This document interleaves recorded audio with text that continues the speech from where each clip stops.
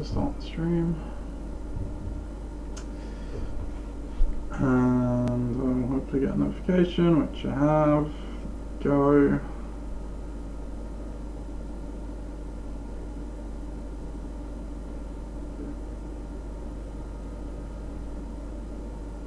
How do I? Okay.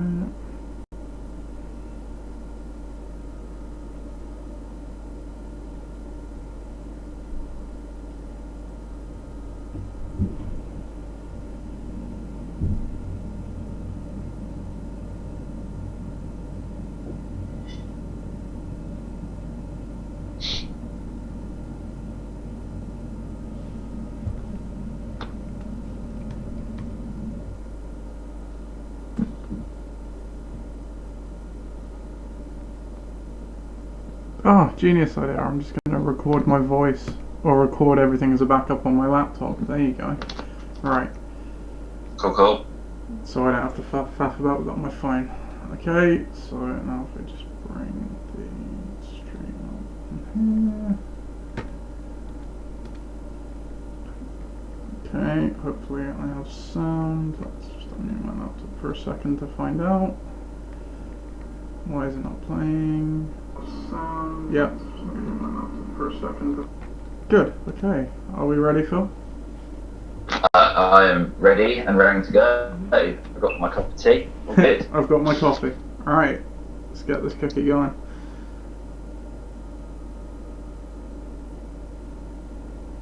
Are we live? Ah, shite. Why is it coming through that? Hold on. No worries. Right. Now. Not really out. Nigel couldn't make it. I rang up Mendy Morley, said he could make it. Don't do this whole Phil Predator guy, always manages to do well, but he is a shocking person out now. You guys got a trophy? No. It was pre-bit. My life from Rashad Mendy Morley. Right, you go. I'm a tag, Jack! I'm a fucking tag! It's week 1. Hello and welcome to another episode of the LOC Report. We are in season now, and I'm joined by none other than Coach Merritt himself, making another appearance on the LOC Report. You feeling alright, Phil? I felt better, to be honest. I'm hungover, but it's good to be on the show. Good to be back in week 1. In the season, NFL beginning. So yeah, I'm alright. How are you? Yeah, not too bad, thank you. Other than being signed off work for a week, but other than that, just fine. But it's NFL this weekend, so it doesn't matter. Hangovers and illnesses be damned. So we've got a good show for you today because we are going to be reviewing the LOC Christmas, which is obviously the draft, and then we'll obviously be going into week 1 previews for the first time this year. Are you excited, Phil? Very excited. It's been a crazy week, for the LOC. Lots happening. Yeah, and obviously the start of the season. So, yeah, I'm very excited. Good, and we won't delay with the craziness because we will get straight into the league news.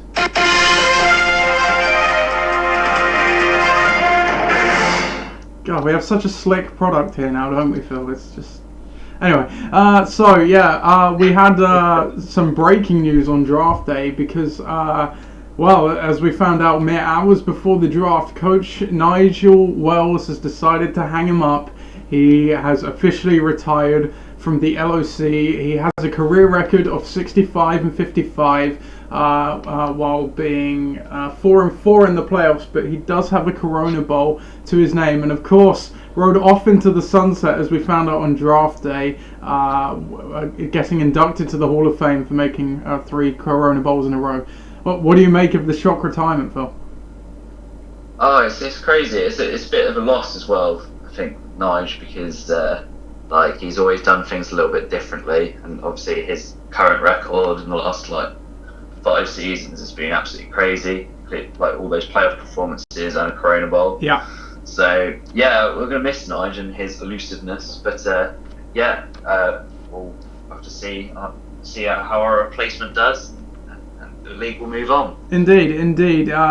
So you know, we like Nige as a group, absolutely. And okay, it was a bit of a pain on my end because he wouldn't reply to stuff, as we know.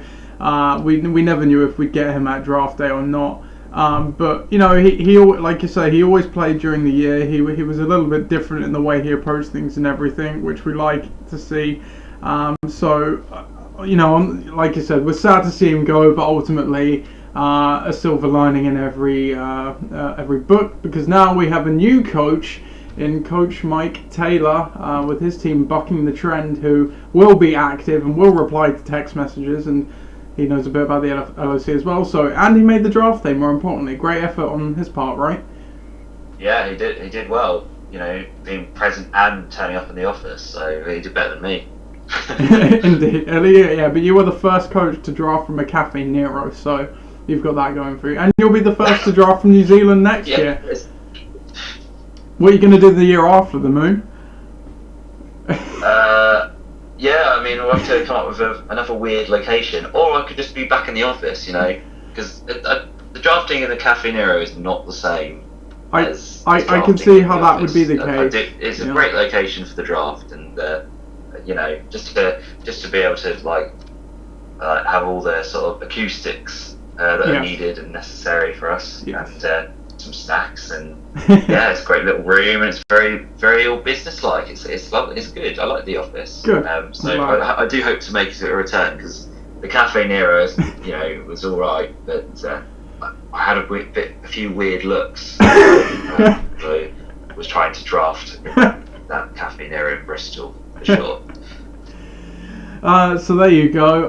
In terms of other league news, well, of course, the league starts this weekend. It was started on Thursday, but the full games start tomorrow.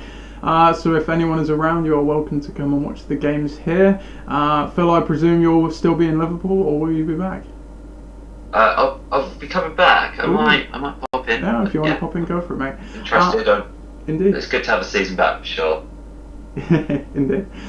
So this season, as discussed in the AGM, we will not be doing any injury news pre the games anyway, and transaction-wise, we'll only pick out anything of interest, which, you know, it's still before week 1 as far as I'm concerned. There is no real interesting waiver move at this point.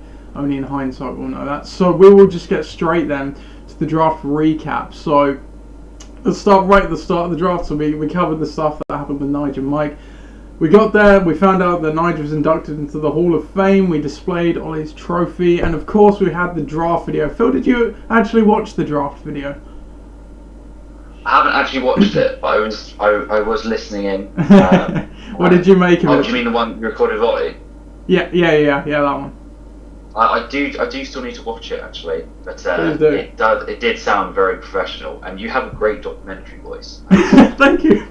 You know what? I made Becky watch it, and she said, "Nathan, don't ever work for the BBC." So split opinions there. No, seriously, this is good stuff, and I appreciate that. The draft video is definitely the best thing on draft. Wow, that's it's always something new and always something exciting to watch. So. It was good.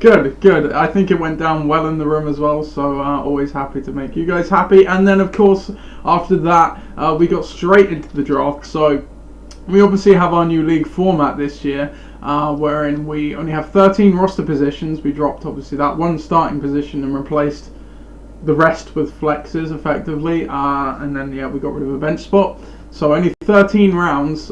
Still took nearly 3 hours, mind, from start to finish. From getting there, I mean. So let's just read off round 1 and we'll come back. So pick number 1 overall to you, Phil, was Saquon Barkley, Alvin Kamara to Bucking the Trend, Christian McCaffrey to Forge Flyers, David Johnson to Bedadnators, Nick Chubb to Bare Necessities, James Conner to Tom's Tyrants, DeAndre Hopkins to Gridiron Gang, Julio Jones to Vinatieri, you and you one. We have a couple new team names, that's one of them. Ezekiel Elliott went to the Dream Team at 9. Devontae Adams went to Jurassic Parks, which is Ross's new team. Todd Gurley went to Ixan, and Le'Veon Bell to Pakistan. So worth noting at this point, we had 2 complete auto drafts in the Dream Team and Jurassic Parks, and then 1 sort of auto draft in Vinatieri and you one, where we had some ideal picks at a certain pick, if that makes sense. and we just went off of that. So we'll start with the number 1 overall pick, because Scuttlebutt on draft day had it, Phil, that Patrick Mahomes was possible at number 1 for you. Yeah, so there were a couple of candidates actually. I was thinking, until I realised that Zeke was holding out, that he was going to be my number 1 pick. I had Saquon, Alvin Kamara, and potentially Mahomes in the first round. Turns out I didn't need to pick Mahomes in the first round, but no, I think I just generally, with the new format, as been sort of highlighted, you just go with the best player on the board. It would have been Zeke had he not been holding out. It's fairly annoying that he's now signed his new contract, but Saquon is going to get a lot of touches. He's going to be the centerpiece of that Giants offense. So I think the pick at the time was rather obvious, and I feel like I made the right one. I agree. Yeah, it would have been. It would have been very on brand for you to take Mahomes number 1, Phil, but it would have been very off-piste in terms of the fantasy community to do it. Yeah, the romanticist in me said pick Mahomes, but I didn't need to in the end, did I? So you made up for that later on, which we'll see though. In the terms of the rest of round 1, not much else of note. It's hard to go really crazy in round 1. I guess things that I can pull out. James Conner obviously reunites with Tom's Tyrants for another year. DeAndre Hopkins goes back to Gridiron Gang. Of course, I think I had him in the 2017 season. Ezekiel Elliott, falling to number 9. That looks like a steal in hindsight now for the Dream Team. Yeah, is he gonna play on the Sunday? He is indeed. I haven't swapped it yet, but he has. He's ready to go. So having him fall to 9 is an unbelievable value there for a bit. So and he didn't even pick him. So exactly. Good times for Vic. Indeed. Todd Gurley sneaking into the first round despite all the off-season conjecture as well, going to XN at number 11, so there you go. Round 2 then, Tyreek Hill to Pakistan, Dalvin Cook to XN, Michael Thomas to Jurassic Parks, Joe Mixon to the Dream Team, Odell Beckham to Vinatieri, a new one, Juju Smith-Schuster to Gridiron Gang, Leonard Fournette to Tom's Tyrants, Travis Kelce to Bare Necessities, Aaron Jones to the Detonators, Flyers took Mike Evans, Adam Thielen to Bucking the Trend, and of course Patrick Mahomes to the Tuckfards. So again, round 2 was pretty much as you'd expect it. I would like to highlight the Travis Kelce pick, first of all, first tight end off the board. Of course he was the tight end number 1 overall last year, and I think he finished within the top 12 receivers even potentially as well. So Ben Necessities obviously still think big things of Travis Kelce. Now, I want to talk to you about this next pick though. Aaron Jones to the Detonators. Aaron Jones, I think his ADP was around solidly in the 3rd round, and it's not this one pick that I'm particularly interested in, but the rest of the Detonators draft as well, because it almost felt like a draft full of reaches for the Detonators. Good reaches nonetheless. What do you think? Yeah, I mean, Aaron Jones doesn't set the world on fire. I think there are better 2nd round picks probably there. Just the 2 picks after him, Mike Evans and Adam Thielen. He's not like the most explosive of players, and Ollie's used to. I mean, he's picked Keenan Allen. Sorry, the picks after him are Keenan Allen, Antonio Brown, Devonta Freeman, Sonny Michel have all gone before him. And I almost think he may have even made a little bit of a reach. Maybe he could have gone in the 3rd round, but at the end of the day, he is the Packers' number 1 running back, and it remains to be seen how well he does. But he's the type of player that if he gets rolling, he'll be good. But certainly, in the Packers' running backs haven't been very good for a long while. So it will be interesting to see. Indeed, and I think you're right about that point that he probably could have got him in the 3rd. And maybe taken one of those other guys you mentioned instead. I think he still would have been there. But hey ho. And then of course, Patrick Mahomes, first quarterback off the board to you at 24, Phil. If he repeats, that'll certainly pay off its value. I think it's fair to say. Yeah, definitely. I think he's so explosive in terms of like touchdowns, and if that defense again is not very good for Kansas City. Then he has the opportunity to like score a boatload of points fantasy wise. Yeah. So yeah, it was a really obvious pick. I'm actually surprised I got him in second. I thought he would go earlier, especially with like the new format and people just sort of trying to get the best players. Exactly. I generally thought that Mahomes would have gone earlier. Yeah. But to have him at 24 is a real steal for me. Yeah, I think you're right on that. One thing I kind of identified that I think quarterbacks were always quite important in our league. Given we're a 6-point per passing touchdown league, they can put boatloads up of points if you have a good one. Now that we've dropped a roster position as well, in my eyes, it kind of placed a bit more emphasis on getting a good quarterback score. And that certainly seemed to hold true here because only a few picks later, I'll read out round 3 now. We have Keenan Allen to the Tuck Fards, Antonio Brown to Bucking the Trend, Damian Williams to Forge Flyers, Aaron Rodgers, to Bedednators, Deshaun Watson to Ben Necessities, Chris Carson to Tom's Tyrants, Devonta Freeman to Gridiron Gang, David Montgomery to Vinatieri, a new one, Kerryon Johnson to the Dream Team, Josh Jacobs to Jurassic Parks, George Kittle to Ixan, and Sony Michel to Pakistan. So we'll stick with the quarterbacks for a second. So yeah, Rodgers and Watson going at 28 and 29. It has been a nightmare for me. I don't know how many mock drafts you did, but when I did mock drafts, the quarterbacks had such a wide range of where they would be drafted. That these guys could sometimes be available in the 5th round, and they went in the 3rd in our draft. Yeah, it's an interesting one, isn't it? Aaron Rodgers, he's not fantasy-wise, he's not the player he was like 5 years ago, and so I'm surprised that Ollie picked him at 28. I have to say, and Deshaun Watson, on a good day, he's a good fantasy quarterback, but going at 29, I'm not sure. I think those 2 picks probably were reaches there, in my opinion.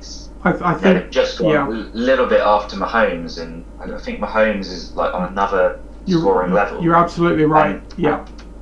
And the drop down. Actually, Drew Brees as well. Like he could have gone in the 3rd round. I don't know why he was rated so low in the ADP, but he has that offense where he's going to score a boatload of points if he gets going. So the problem with him, I probably would have preferred, to be honest, to Rodgers or Watson.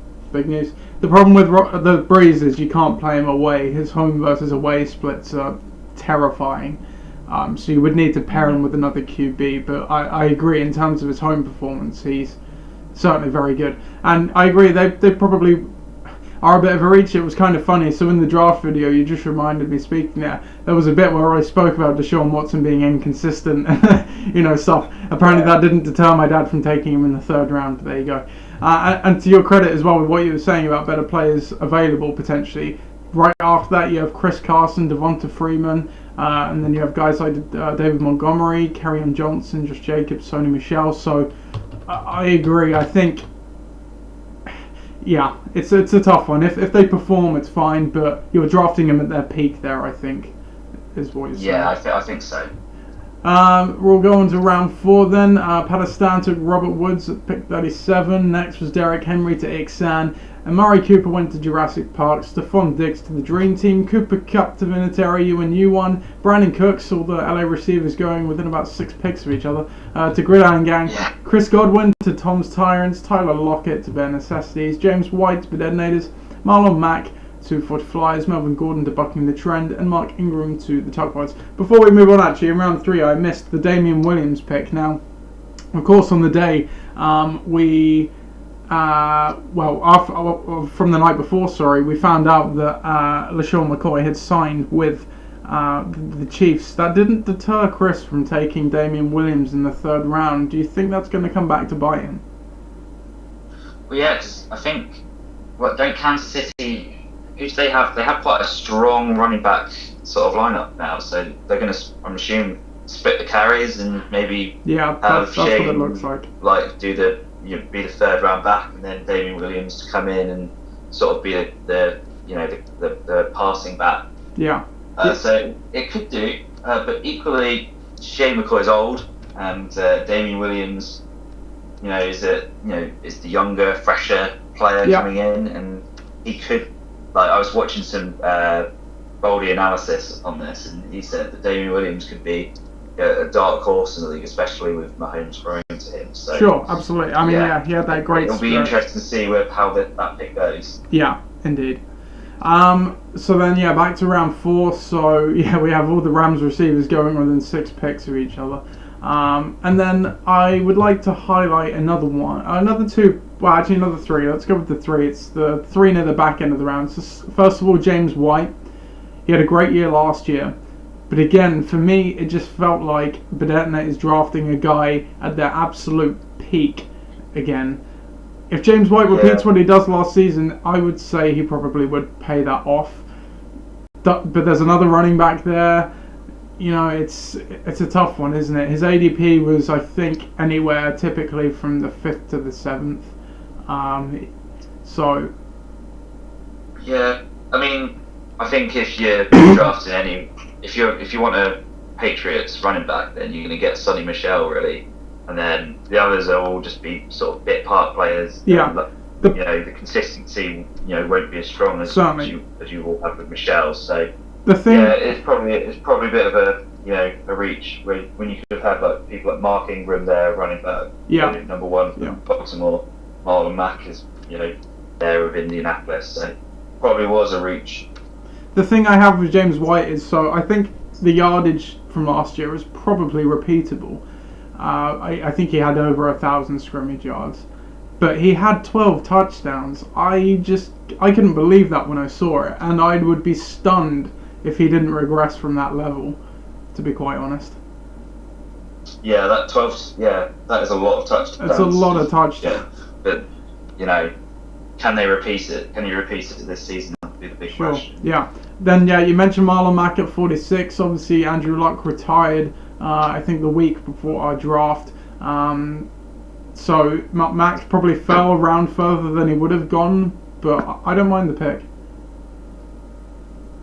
I mean, who knows what's going to happen with that Colts offense now? Yeah. I'm assuming they're going to try and run the ball a bit more now. Now they have Brissett in, and just sort of do the old ground and pound, especially with that O-line. Yeah. So it could turn out to be a big pick. Yeah. It could go either way for me. There are some good players that have gone afterwards, so it will be a boom or bust pick again for us. And then the last one in round 4 of interest is Melvin Gordon, 47, to bucking the trend. It was the. Will he play? Yeah, it's the lottery one. He's got to come back by week 10 at the latest, I believe. But that's assuming, so basically if he doesn't come back by that point, his contract tolls for another year. But as we saw with what happened with Bell, I think the same thing kind of happened, but then the team just kind of agreed to let him go.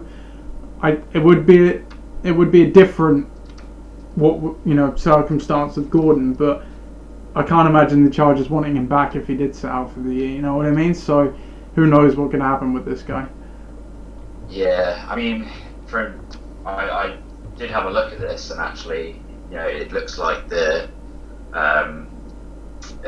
Chargers aren't going to budge. No, so yeah. I don't think the probability of him playing is too strong right now. No, indeed. Which poses a big problem there for Mike. So this could be a pick you look back on at the end of the year and say that could be one of the worst picks, because it doesn't look like he's going to be playing a lot this season. No, certainly.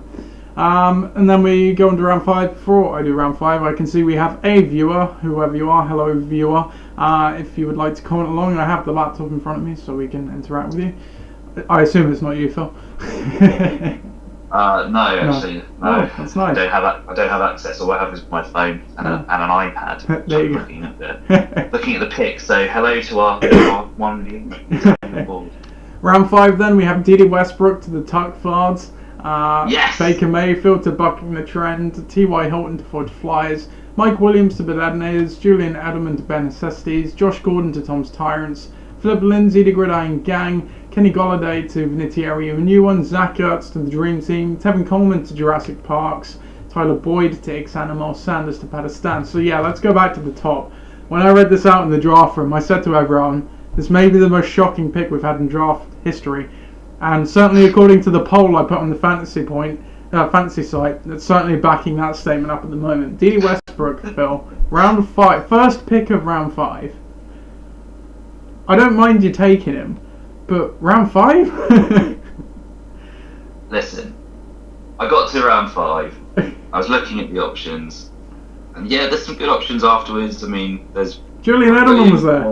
There's Philip Lindsay, there's Zach Ertz. Maybe I could have picked them, but you know, I think in previous seasons I've tried to go away from my original approach, which is to just use my gut and just to sort of set to make picks and decisions based on sort of like the logical thing to do. Yeah. And I just have one of these feelings that Dede is going to have a big season. He's got Nick Foles thrown to him, and he could be one of the breakout players. So really, it was just his 5th round. Got all my big players in. Dede's just a throw in the dark, really. A risk essentially that I've just decided to go with. And despite he's also part of the Jags, so has to be thrown out there. And we'll see by the end of the year whether this was a good pick or not. But I do think that he's going to get touchdowns. I do think that he's going to have some good fantasy value this year. Sure. So why not? Sure. Why not take a punt at some point? Indeed. We also had T.Y. Hilton go to Forge Flyers. Look, we just covered the Colts point, but Chris is really doubling down on those Colts. That's going to be boom or bust there, I think. But Edenators took Mike Williams at 52, ahead of guys like Julian Edelman, Josh Gordon, Philip Lindsay. Again, I don't know what your feelings on this were, but you know what? He's probably in the conversation of those guys, but for me personally, I probably would have had some of the other names on the board ahead of him. What do you think? Is that, sorry, for T.Y. Hilton? No, Mike Williams to Edenators. Mike Williams, sorry. Yeah, Mike Williams. Yeah, potentially. I mean, yeah, there are some good players out there, but I tell you what, he's probably a bit more consistent than some of these names. I mean, those guys like Edelman, Gordon, Golladay, and Coleman, they're good players, but from a fantasy value perspective, then they can be quite inconsistent. Edelman is the most consistent receiver in Mike fantasy. Williams is on a loaded offense, and he's got Philip Rivers thrown to him. There are definitely points there. Sure, yeah. Edelman. Yeah, it's a case of will he get regular touchdowns like Allen will? That's the big question there. Yeah. But Edelman is the most consistent receiver in fantasy. That was going to be my next point. I can't believe he fell to the 5th round. Obviously, I was frantically trying to draft up for him, but no one bit. He's not going to boom for you, but he is in statistics the most consistent receiver in fantasy when he's on the field, I should add as well. The only other pick of interest I have here is Miles Sanders, is that rookie running back for the Eagles. He's in a committee, but if he emerges, he could obviously be a good value. But that finished up round 5. Round 6, we had Robbie Anderson go to Pakistan, Calvin Ridley to Ixan, Matt Ryan to Jurassic Parks, Carson Wentz to the Dream Team, Duke Jones to Divinity Area New One, DJ Moore to Gridiron Gang, Alshon Jeffrey to Tom's Tyrants, Alan Robinson to Ben Necessities, Will Fuller to Bedenators, Cam Newton to Forge Flyers, Tariq Cohen to Bucking the Trend, and Kenan Drake to you. Don't think there's anything of great note in that round, so we'll just mosey on to round 7, where you took Jarvis Landry at 73, AJ Green to Bucking the Trend, Hunter Henry to Forge Flyers, Sammy Watkins to Bedenators, Latavius Murray to Ben Necessities, Austin Eckler to Tom's Tyrants, Jared Goff to Gridiron Gang, Evan Ingram to Vinatieri U1, OJ Howard to the Dream Team, Darius Geist to Jurassic Parks, Marvin Jones to Ixan, and Rashad Penny to Pakistan. We'll just circle back to the AJ Green pick, again by Bucking the Trend. So bear in mind he's already taken guys like Antonio Brown. We glossed over all the stuff that happened with Brown actually when we read out that pick. So he's had that to deal with so far. He's obviously got Melvin Gordon, and he's also waiting on AJ Green to come back from his injury. Nothing like going safe in your first draft in the LSE, is there, Phil? Yeah, it's crazy. Like that lineup with. Did you say he's got Antonio Brown as well? Yeah. Yeah, so he's got Antonio Brown and AJ Green. Like 5 years ago, or a couple of years back, like that wide receiver lineup would have been fucking insane. So yeah, no, it could be. You're right there, Phil. You're going really quiet. Down there, but how bad is the injury? Yeah, how bad is the injury? That's the question. Can you move a bit closer to your thing, Phil? You really faded off at the end there for some reason. Okay, sorry, is that better? Yeah, close to the dynamic. The other thing I'd like to highlight in this round is, so me, my dad, and Tom were all drafting right next to each other, which I swear to God happened not last year as well. This round, it happened a couple of times, so they obviously took, my dad took Edelman, Tom took Chris Carson, who I was wanting as well, and then this round, the two guys I had left with a solid high grade, Latavius Murray and Austin Eckler, went right in front of me, and I had nowhere else to go but take a quarterback. I was quite frustrated, but that's how it goes. Round 8, Curtis Samuel to Pakistan, Drew Brees to Ixan, Jared Cook to Jurassic Parks, Darwin Thompson to the Dream Team, Royce Freeman to Vinatieri, you a new one, Devin Singletary to Gridiron Gang, Geronimo Allison to Tom's Torrance, Matt Brader to Ben Necessities, Christian Kirk to Bedednators, Sterling Shepard to Forge Flyers, Corey Davis to Bucking the Trend, and James Washington to you, Phil. Nothing else really interesting there, so we'll go to round 9. Larry Fitzgerald went to you, the old man still going.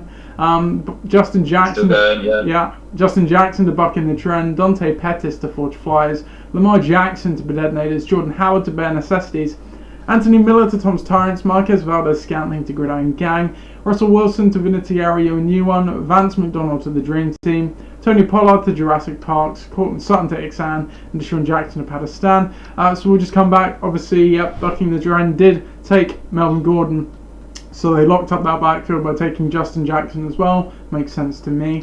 And then the other pick and note we have here is Lamar Jackson to the Deadlanders. Now that pick in itself is absolutely fine, but he obviously took Aaron Rodgers in the 3rd round as well. Now I understand the high upside and everything with Lamar Jackson, and indeed he's starting him in week 1, which we'll see in a bit, but it raised an interesting conversation between me and Tom in the room. Is this the first time a coach has taken 2 quarterbacks in the top 9 rounds? Yeah, that is kind of crazy actually. Like, he's almost gone with like an old sort of tuck guard sort of tactic there, taking 2 QBs. Next will be taking 2 defenses, but it'll be interesting. He's sort of cycling through on the QBs and taking them so high. Yeah. I tell you what, he had Russell Wilson there. I mean, so it's a bit strange.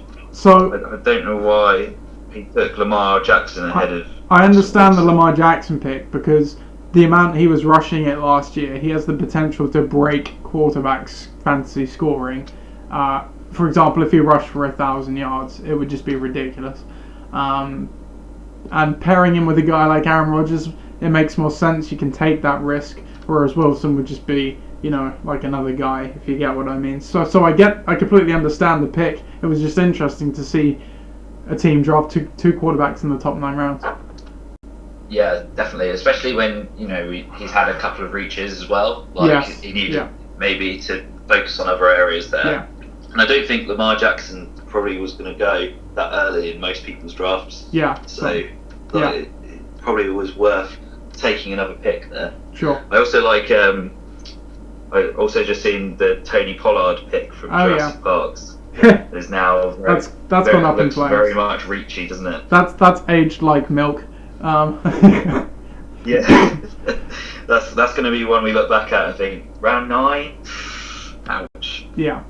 Round 10 though, Jameis Winston to Pakistan. He gets his team's quarterback. Chicago Bears the first D to Ixan. That's usually we get the D a lot earlier than that, but they went there. Emmanuel Sanders to Jurassic Parks, David Njoku to the Dream Team, LaShawn McCoy to Vinatieri, a new one, Tom Brady to Gridiron Gang, Kyler Murray to Tom's Tyrants, Los Angeles Rams D to Bare Necessities, Marquise Brown to Bedednators, Michael Gallup to Forge Flyers, Delaney Walker to Bucking the Trend, and the Patriots D to you, Phil. The one thing I'd like to note in this round is Tom Brady's obviously coming back home. He's coming back to Gridiron Gang for another year. But ironically, this was I've never felt so bad in my life about taking Tom Brady, because as soon as I was on the clock I literally had Kyler Murray written down, was about to send it to Tom. Then I saw Tom Brady was there. And heart won over mind in this case, and I took Tom Brady. Bear in mind, I've already got Jared Goff. Murray would be much like Ollie's situation, where he's got that safe starter, and he can take that high upside guy. Instead, I did what you would have done, Phil, where you would have taken Russell Wilson. I took Tom Brady. But it's Tom Brady. I don't care. Yeah, that's the thing, isn't it? Sometimes in fantasy, it's not about going with the logical sense. No, it's about having fun. You did the same with Sometimes Didi. it's about, like, you know, just going with the gut, and that was a little bit like me with Didi. Yeah. Just to pick someone from your team who you think is gonna try and like have a big season, and no, it's Tom Brady. He's one of the greatest players of all time. So, you know, from a fan's perspective, it might not be explosive like, you know, your Pat Mahomes but you know, other QBs like that, but he is, you know, the greatest player, and he's, you know, he's always going to be consistent. And I think Kyler Murray, with regards to him, is that offensive line going to protect him? Yeah, this is the thing. I see like turnovers there with Kyler Murray. Yeah. And you know, it might take him a couple of seasons really to get going, but also it could be a really good pick. So it'd be interesting to see how he does and how that offensive line sort of holds up. Sure. The reason I was kicking myself at the time was because I was like, I thought about it in terms of, alright, between the two, who has a chance to finish number one quarterback overall? Brady's got no chance, really. Murray has a chance. So on that basis, I was absolutely kicking myself. But then I thought about it again. I was like, well, unlike Mahomes had a year to sit behind Alex Smith. He also has one of the best coaches in the NFL and has one of the best offenses in the NFL. Murray, he's a rookie. He doesn't have the physical tools of Mahomes. He has an okay offense around him, and he's got a new head coach that no one knows how he's going to do. So the situation is completely different. When I thought about it that way, I was like, who cares?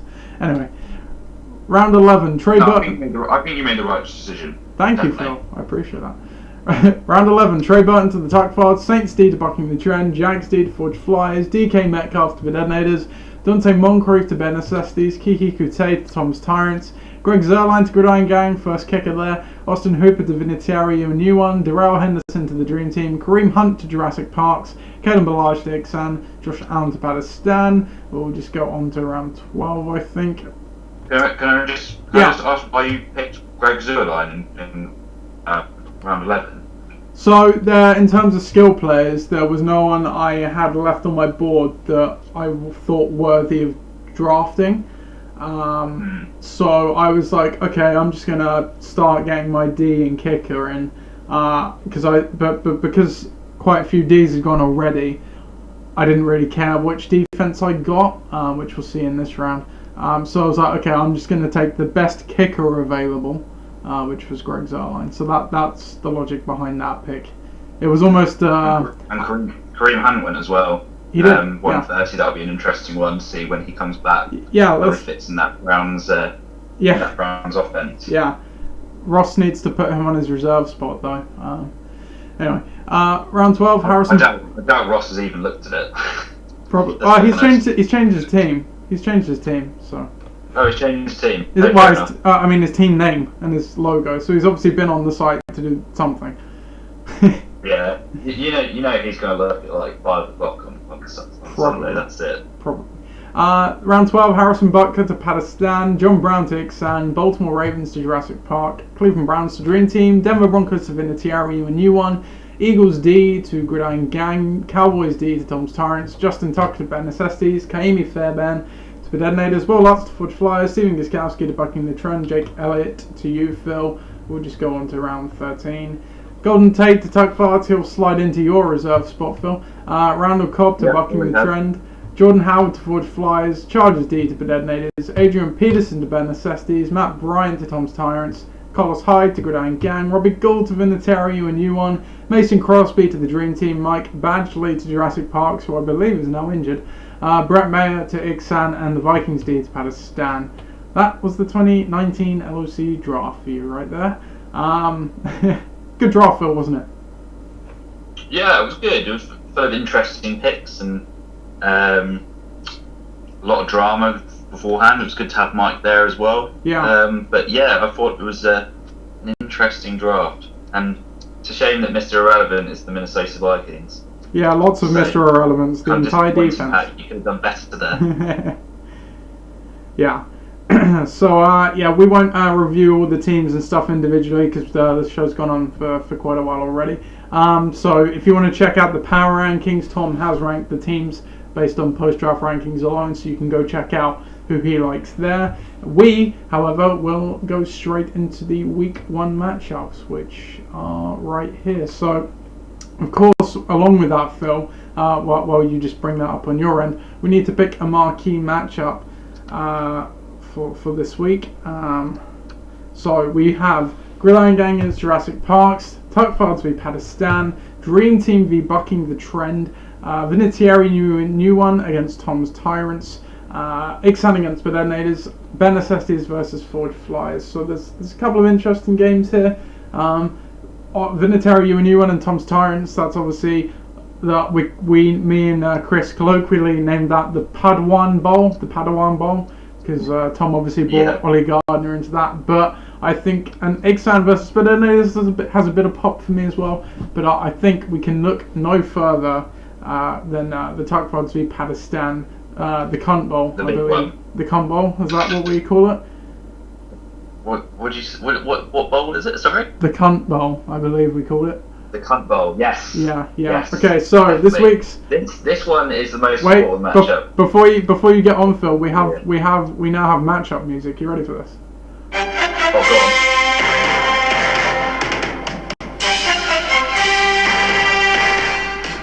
Wait for it.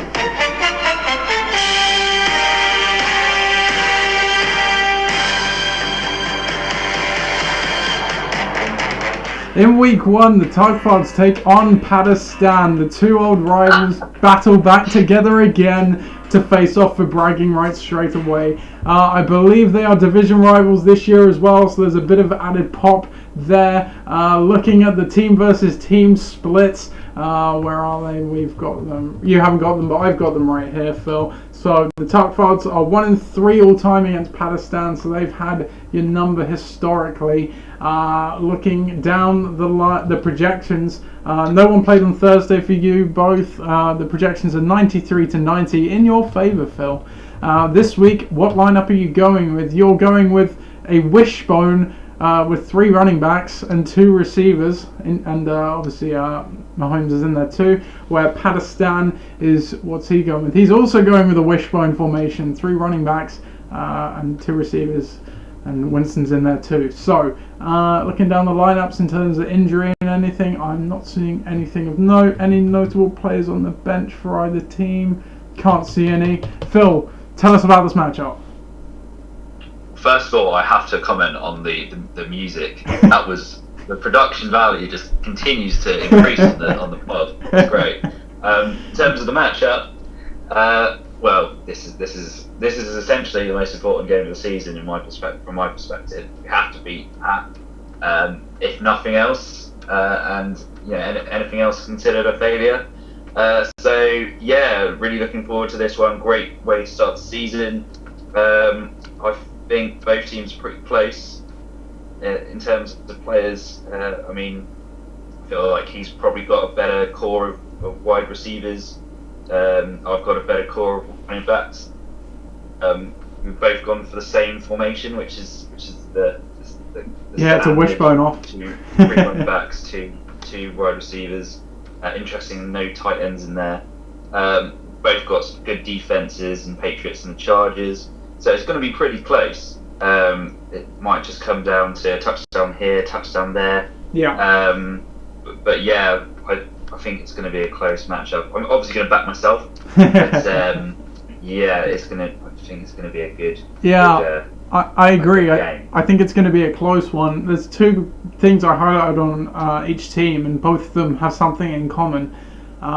You have Patrick Mahomes against Jacksonville, which isn't an ideal Week 1 matchup for you. But Pakistan has Tyreek Hill against Jacksonville and Harrison Butker against Jacksonville. So in a way that almost negates itself off. There is not a lot to split these two teams on, I agree. I think I'm going to give the edge to Pat, just because he's got the better QB matchup with Winston against San Francisco. And I could see a route where Hill and Butker get a reasonable amount of points against Jacksonville compared to what Mahomes could do, if that makes sense. So I agree.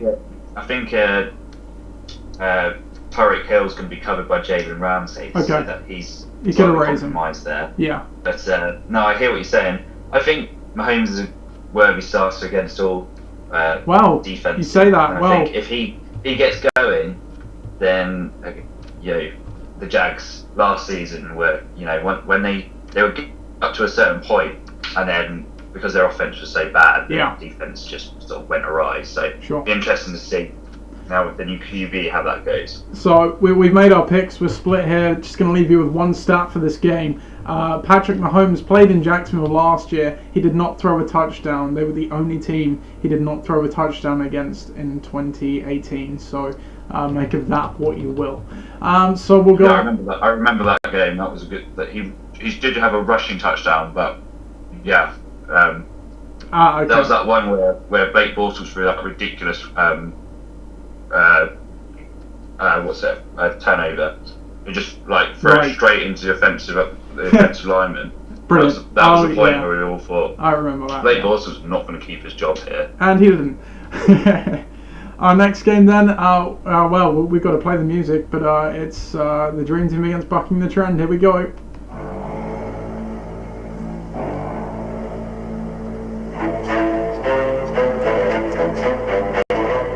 Oh, it's different music. I love this.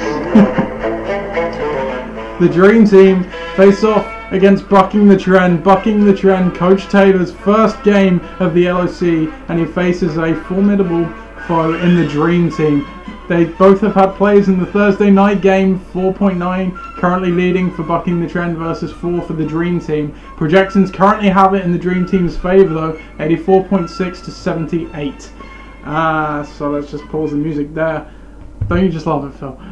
So looking down the teams here, formation-wise, the Dream Team now they will have Ezekiel Elliott come into the formation for OJ Howard. So they'll be going with what is that? What is that? That's 3 running backs, 1 tight end, and a receiver. That's an odd formation right there, but we'll go with it.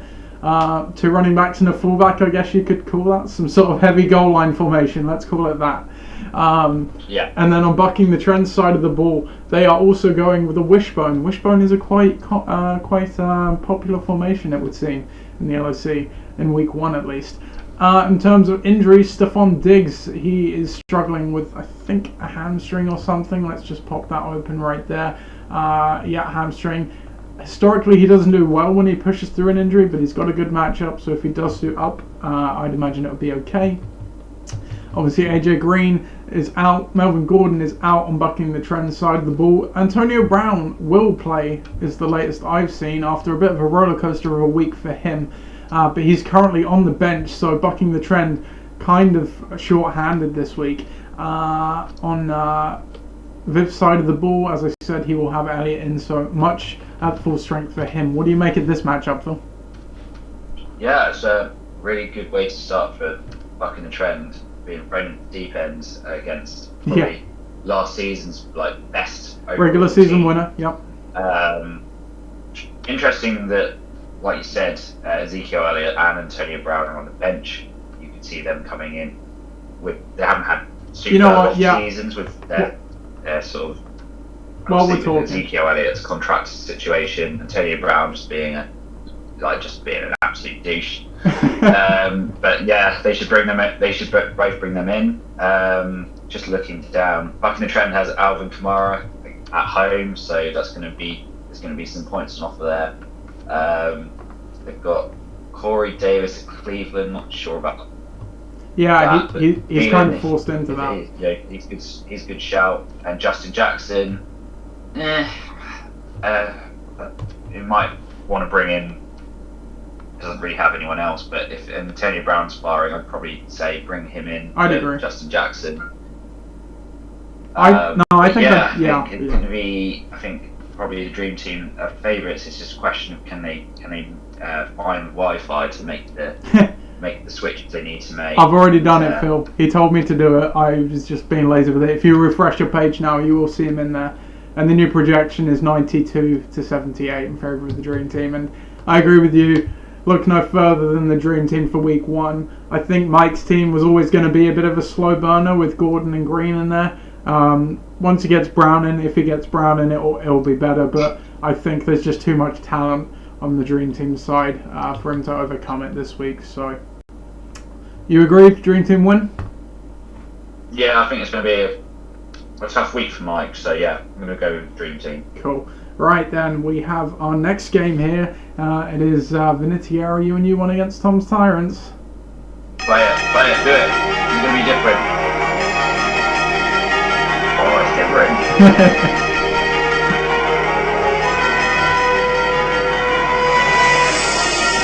It's the Padawan Bowl. Vinatieri UNU1 takes on Tom's Tyrant. Will the student become the master? Well, the projections say no.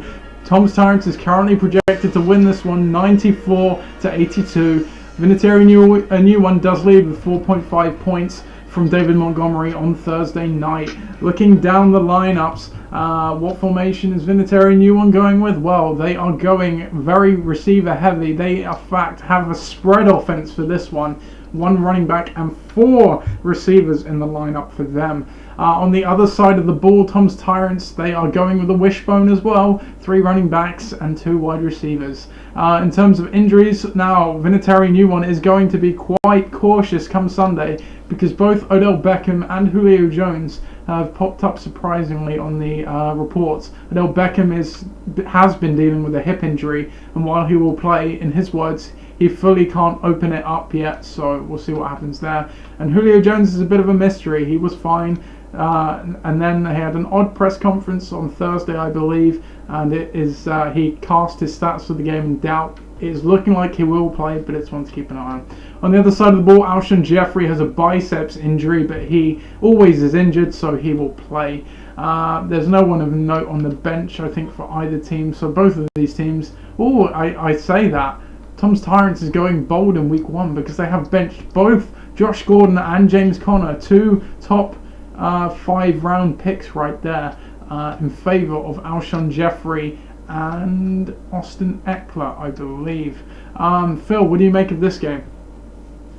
Yeah, it's interesting. It's interesting how their projections definitely don't like Ollie on this one. And Tom's supposed to win quite comfortably according to projections. But yeah, like you said, very interesting how he's benched Josh Gordon and James Conner. I think those are our match. I think there's a matchup based more than anything. Especially with Gordon as well. He'll be up against Joe Hayden. What he's going to do, how consistent he's going to be. We'll see. Obviously the treatment in the off season. Will the old James Gordon come back? But yeah, it's going to be. I think probably the projections probably has it right. I mean, Odell Beckham, OBJ. I didn't realise he was injured. Looks like he's been dealing with a hip injury through the off season. So that could impact him, especially like his new team. And although he has got Baker Mayfield thrown to him, it'll be interesting. You're not guaranteed a big start. It might take him a few games to get comfortable and get going. And then Julio Jones. Obviously, there's been lengthy discussions about his contract and whether he's going to get a new one. He has an injury now, so that does put Ollie at risk. But yeah, I think there's Cooper Kupp is coming back from injury. Kenny Golladay's not been that consistent historically. Yeah. So I think Ollie looks like he's going to be struggling in this game week. So I could see Tom's Tyrants taking this rather comfortably, as long as those sort of substitutions do come off. Yeah, for sure. There's a few interesting things going on in this game. So we mentioned the injuries already. Tom's obviously benched a few players, but like you said, I see why. Josh Gordon's up against Joe Hayden and James Conner. Well, you'd think Belichick will try and scheme him away. In terms of the quarterbacks, it could go either way because they're starting Kirk Cousins and Russell Wilson. Kirk Cousins, as we know, well, you know better than anyone from last year, he was quite inconsistent. Kirk Cousins is garbage. I'll just point that out. He's got on paper, it's probably a good matchup. You just wonder if they're going to try and run all over the Falcons. But I think it's okay, but you never know with Cousins. On the other side, Wilson, he's definitely a good quarterback, but his supporting cast is poor. And what profiles to be an easy win against Cincinnati as well. It wouldn't be surprising if they just run over that team. So quarterbacks could prove the difference in this game. Because looking down the starting lineups, I actually really like the skill positions on these teams. Even with Tom, this is a credit to Tom's depth that he's brought in Eckler and Jeffrey, and really I don't see much of a drop off from the alternatives. Certainly for this week, based on the matchups at least. So the Eckler pick looks good now, doesn't it? Now what's happened with Melvin Gordon? He's not going to become a workhorse. The split I think he had last year was something like 60-65 to 40-35. He's still going to get work. In terms of who's going to win this one, it's close. It is close. I think I'm going to go Tom's Tyrants, just on the basis they have that depth there, and there's a few question marks injury-wise with Ollie's team. But it's definitely a close one. It's almost too close to call for me. You said you were going this one? I think Tom's got this in the bag. Really, he just needs these players the substitutions to make the difference. But I think Ollie's struggling with some of those players and their statuses, and I think actually Tom's going to take this rather comfortably. Sure. Okay. We have our next game then. It is Ixan against Bedednators. Punch it.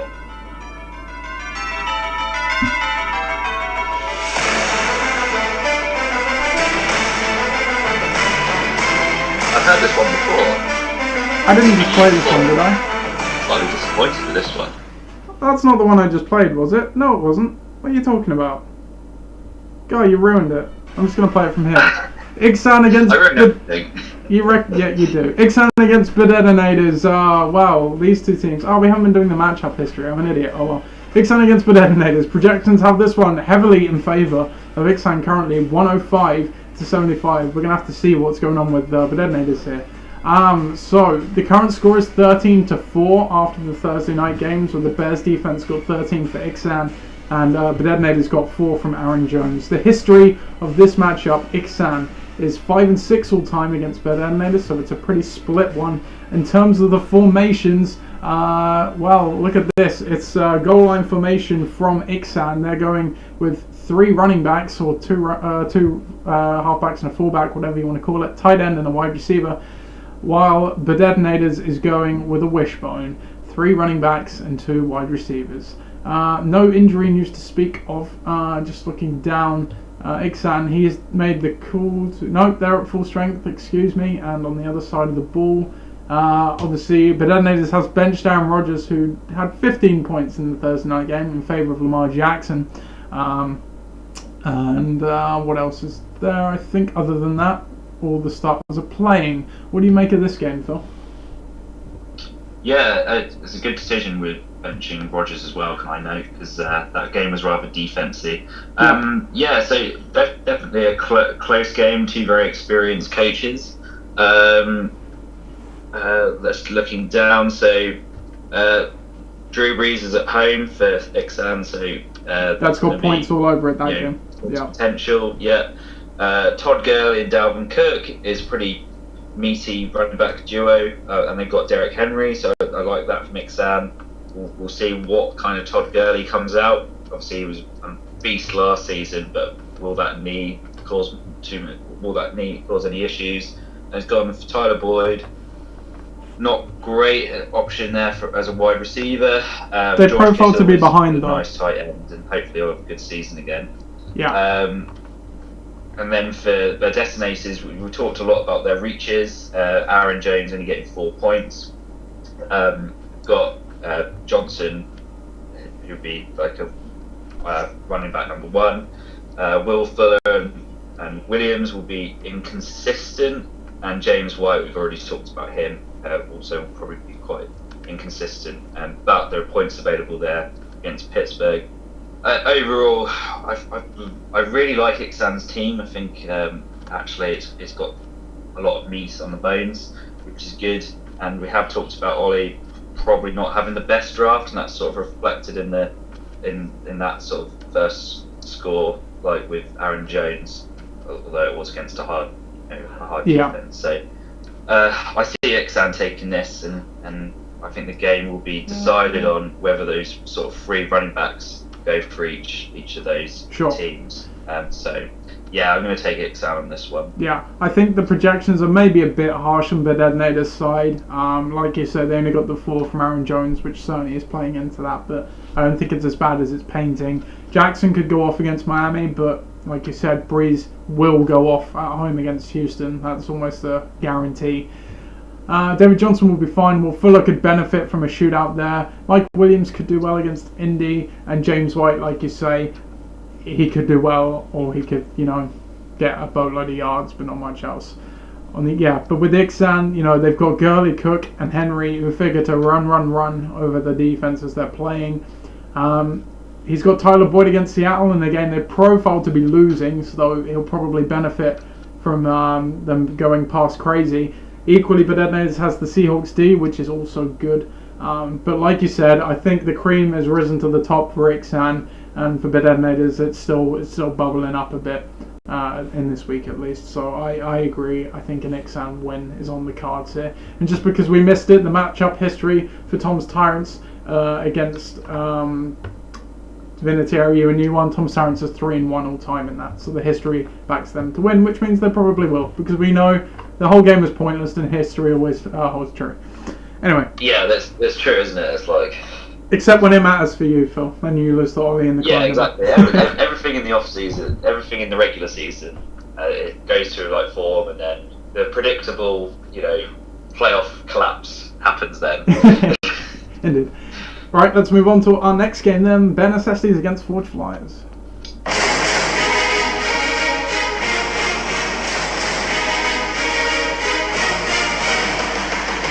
Bare Necessities take on Forge Flyers in week 1. The projections for this game currently have a narrow victory for Bare Necessities, 99-98.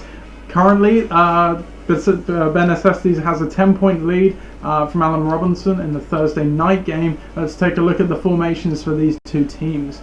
Bare Necessities is going with... they're going with 11 personnel, like it. They've got 1 running back, 1 tight end, and 3 wide receivers. Meanwhile, Forge Flyers are going with a wishbone, 3 running backs and 2 receivers. The history of this matchup is... Where are Bare Necessities? There they are. 6-7 in favour of Forge Flyers all time. In terms of injury news, Hilton did not practice, but he's probably just a rest day for an old guy. Mike Evans questionable. He had an illness. There's been a bug going around the Bucs locker room, but he should be fine for Sunday. In terms of the bench, I think both teams are starting who they drafted to start. They are indeed. Phil, what do you make of this one? 2 very high-powered offenses here, and that's kind of reflected in the projections. Sort of very high, sort of 90s projection for both teams. Yeah. It's going to be close, I think. I mean, both teams have good squads. Deshaun Watson at New Orleans might be quite tough on the Monday night game, but he has the tools, and he has DeAndre Hopkins to throw to, so there's points there. Allen Robinson had a good game last night, 102 receiving yards, so that's positive there for Dave. Nick Chubb, I really like Nick Chubb, and I think he's going to be a beast this season. Yeah. And he hasn't quite got Kelsey. He hasn't got Kareem Hunt there at the moment to ruin his fantasy scores. Travis Kelce obviously locked down tight end. And he's not being covered by Jalen Ramsey, so that's got touchdown potential. Tyler Lockett, Edelman, solid, and the Rams D against Carolina, a little bit risky, but that's a really good defense there anyway. And then for Chris, obviously Cam Newton in LA, that could be quite a difficult matchup. Williams and McCaffrey and Mack, that's a really good running back situation you've got going there. If David Williams can get going, then that really has potential to be one of the sort of the best running back trios. T.Y. Hilton will be interesting. Mike Evans if he plays, and Jaguars D. That will be quite a tough matchup against KC. We'll see if they can repeat. So I think actually looking at it, Dave has probably got the advantage coming into the game. He's got a very strong lineup, consistent fantasy points there, and I like his chances going in. I think probably it's going to be close, but I think the strength of Ben Necessity's lineup will show through and he'll get the win. But that's not to say I don't like Forge Fire as a team. Definitely think it's a contender when it gets going, but maybe just some of the matchups for them are not quite as good this week. And I think Ben Necessity's probably edging this one. Yeah, I'd agree. I think it's a very close matchup. It's pretty much a toss-up for me. The only thing that I can really split these two teams on is the two Colts players on Forge Flyers. We don't know what we're going to see from the Colts. We don't know what Jacoby Brissett we're going to get. Are we going to get the one they had a couple of years ago? Or are they going to get the one with the new OC who's had a few years to learn the system and fix up his mechanics and everything? That's going to be the wild card in this one for me. If those Colts do well, I think Chris wins this one. If they don't, I think Ben Necessities wins this one. So if you're going to press me to choose, I will always err on the side of caution, so I will go with Ben Necessities and assume that the Colts don't come firing out of the gate. Chargers D is still pretty good, let's not forget. So, and of course Ben Necessities has that 10-point lead already. So we get to our final game now. Here we go. It is Gridiron Gang against Jurassic Parks.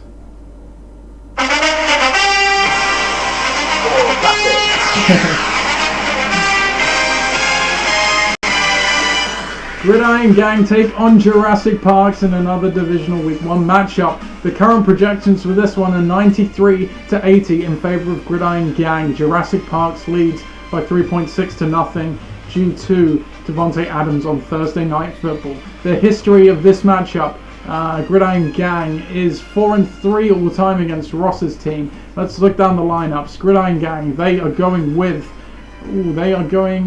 it's basically a shotgun spread almost. 2 running backs with 3 wide receivers, and Jurassic Parks, they're going with the same formation, 2 running backs and 3 wide receivers, shotgun spread. There you go. Looking down the lineups, Gridiron Gang is at full strength. They are starting all of the people they drafted to start. Meanwhile, Jurassic Parks, Amari Cooper still dealing with that heel injury, but he is good to go. Michael Badgley, he has an injured groin that he injured in Friday's practice. Unclear if he will play as yet. Other than that, both teams at full strength. Phil, what do you make of this one? Yeah, so boys going to have a bit of a wild card here with Jurassic Parks involved. But yeah, so Gridiron Gang ready to start this a big season, and you always know they're going to be prepared. They've got Jared Goff against Carolina, DeShaun Hopkins against New Orleans. That will be a tough matchup against Marshawn Lattimore. Devonta Freeman at Minnesota. That's a tough matchup as well. Brandon Cooks and Smith Schuster. I can never say his name. They've got quite difficult matchups as well. Brandon Cooks at Carolina, Smith Schuster at New England. Philip Lindsay, is he going to be the number 1 running back, or is it going to be a committee approach? We don't know. We'll see how that works on Monday night. And then, so for Jurassic Park's question marks really. That this team doesn't look incredibly strong, and Badgley obviously injured, and they're not sure whether he's going to play. So you might need to make some changes there. Didn't get off to the best start with Devontae Adams only getting 36 receiving yards against Chicago. Yeah. I think the question for Ross will be, will that running back trio, will that work? Sorry, that running back duo, will that work? Tevin Coleman and Josh Jacobs is not the strongest.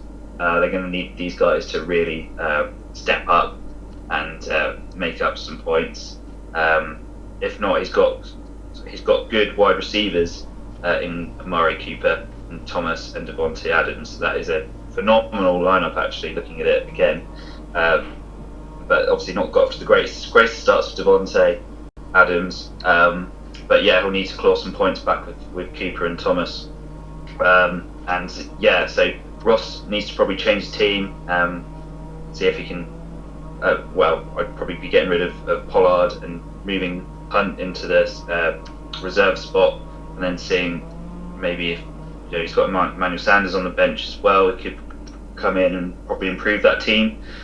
So yeah, he's got some work to do, I think, on Sunday whenever he decides to log in. Gridiron Gang have got tough matchups, but I think their team is much more balanced, and there's definitely some depth there on the bench.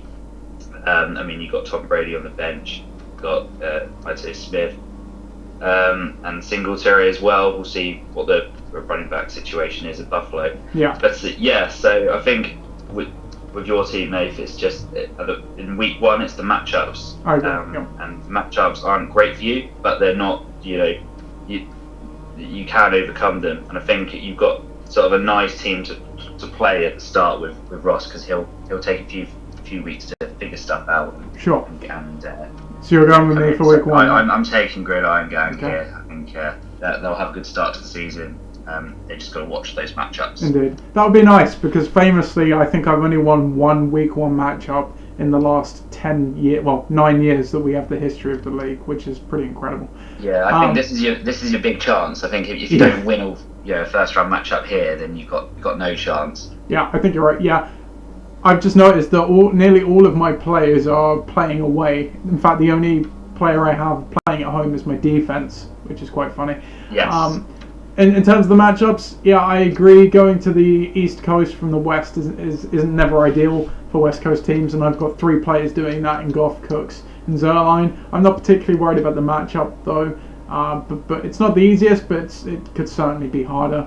Hopkins, I think, is matchup proof. Latimore's a good corner. He didn't have a great season last year, but Hopkins is, as we know, another level. Freeman, yeah, I agree. That was one I've kind of been toying up with. They did lose a defensive tackle, I believe, but they didn't replace in the off-season. So maybe that offsets it a bit, but that is my least favourite one there, you're right. And Smith-Schuster as well, like you say, Bill Belichick could scheme him away, and we don't know what's going to happen with Lindsay. But yeah, on the other side of the ball, Ryan's playing Minnesota too, so that's not great. Xavier Rhodes is a great corner, and he'll be on Julio Jones. We don't know what we're going to get from Tevin Coleman yet. Is he going to be the lead dog? Brady was listed number 1 on the depth chart. Who knows? Josh Jacobs has a tough matchup against Denver. Cooper should be fine, but you wonder if Dallas gets up to a lead, will they just run the ball out? And Thomas is a good player too. And Ravens is great against the Miami offense as well, I would say. But I think you're right. I think there's just less risk on my side. While not all the players might fire, I still think there's going to be enough for me to overcome Ross. But I agree, this is probably going to be your garden variety, low scorer, gritty game of the week. But Gridiron Gang to win it for me too. So we've done it. That is the end of the podcast. It was a bit of a marathon one with the draft recap and the week 1 previews as well. But it'll be shorter next week. Thanks for joining me, Phil. I appreciate you are kind of hungover, so it is... Yes. Still, I'm currently dying. I'm not sure how I've made it through this episode, I'm not going to lie. Well, you can go have a nap now while I'm being dragged to see Kinky Boots at the Mayflower by my girlfriend, so I know what I prefer. I've actually seen that. It's alright. It's funny. Okay. Alright then. Well, on that note, goodbye. Bye, guys.